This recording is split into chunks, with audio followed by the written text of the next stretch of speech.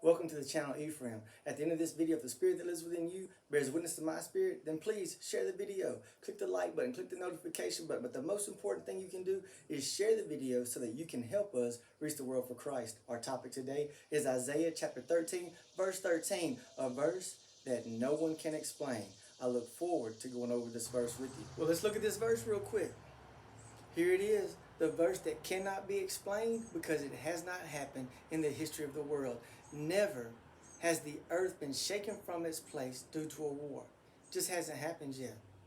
I appreciate y'all that are reading ahead and sending me questions through my email. I appreciate that. I plan to answer those questions when we go over these videos. And so some have asked, Ephraim, please explain this.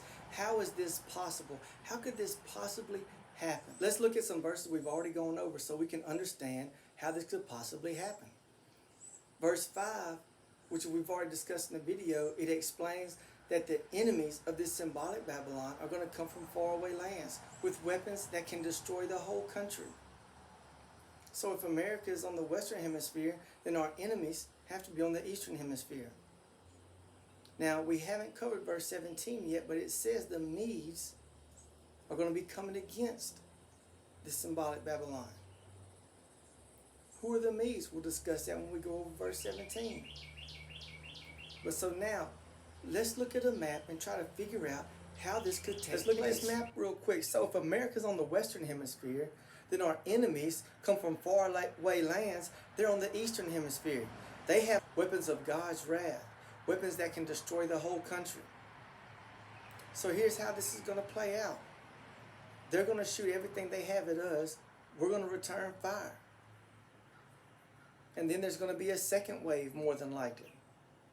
And so their weapons will hit first, and then our weapons. And then their weapons hit again, and then our weapons. And this is going to create a shaking. It's going to create a vibration where no matter where you are on the earth, you will feel this war. You will know what is taking place. Now, let's look at the nuclear count real quick. Let's look at a map, an old nuclear count, so you can get an understanding. We're not talking about one or two nuclear weapons. We're talking about a tremendous war. This is what Isaiah is describing in chapter 13. This is what the rest of the prophets are describing. This is what John is talking about. So look at this verse right here then. You want to look and see what John says about this war? Look at Revelation 16:18. That's what John is referencing Isaiah chapter 13 and some other prophets. That's what he's talking about. He's talking about the great tribulation. That's why Jesus mentions Isaiah chapter 13 in Matthew 24:29. This is the signal. When you feel the earth vibrate or shake from its place, you will know, no matter where you are in the world, that the Great Tribulation has started. That's why Jesus references Isaiah chapter 13. John is describing this war in Revelation. It even gets worse. You want to know why people faint in this symbolic Babylon and have a heart attack when they realize that this war is taking place?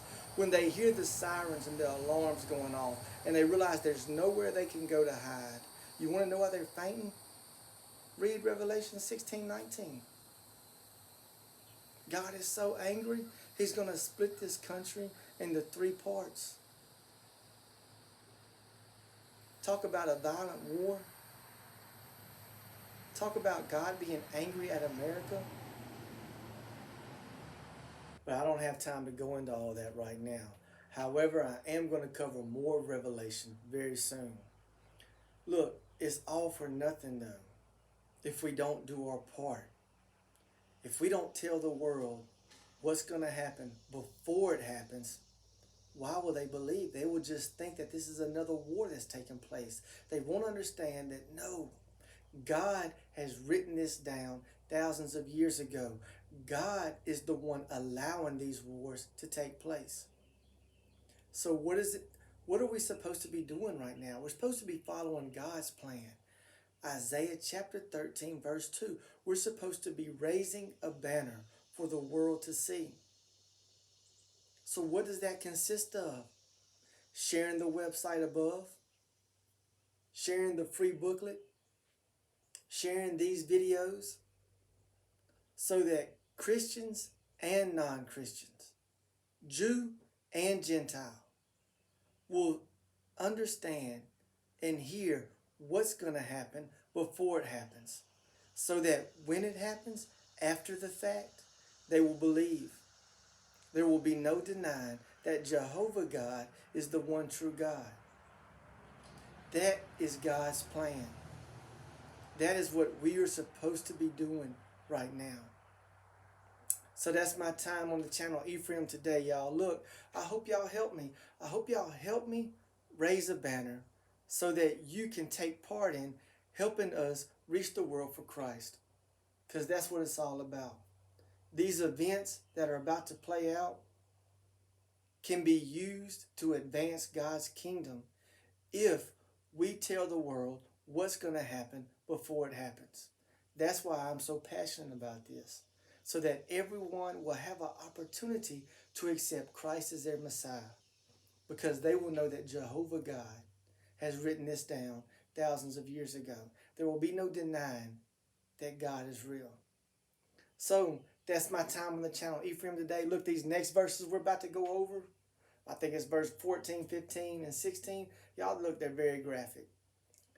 They're very graphic. Isaiah is about to describe what's going to happen after the war is over to survivors. I'm going to do my best to keep it PG.